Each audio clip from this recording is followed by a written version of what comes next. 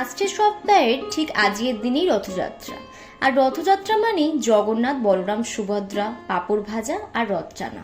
ছোটবেলায় রথ মানে সে এক আলাদা রকমের উদ্দীপনা ছিল। আগের দিন রথ কিনে নিয়ে আসা হতো, তারপর রথের দিন সকাল থেকে ভাবতাম কখন দুপুর হবে আর বাহারি গাছপাতা দিয়ে সব বন্ধুরা মিলে একসাথে রথ সাজাবো। কিন্তু এবছর রথ আমার কাছে একটু অন্যরকম। তোমরা অনেকেই জানো আমার শ্বশুরবাড়িতে জগন্নাথদেব প্রতিষ্ঠিত, আর বিয়ের পর যেহেতু এই প্রথম বছর ওনাদের রথযাত্রা উপলক্ষে পুজো দিতে পারবো, এটা আমার কাছে খুবই একটা ভাগ্যের ব্যাপার এবং আশীর্বাদও বলতে পারো। আমার ঘরে বিরাজমান ওনার পুজো উপলক্ষে যোগুদেবকে বানাবো না, সেটা কি কখনো হতে পারে বলো? তবে আমার চ্যানেলে জগন্নাথ দেবের আরো কিছু ভিডিও তোমরা দেখতে পারবে।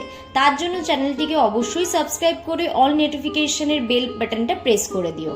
আর যারা যারা চাও আমার ভিডিওতে তোমাদের নামটা নিই, তারা কিন্তু ঝটপট কমেন্ট করে ফেলো।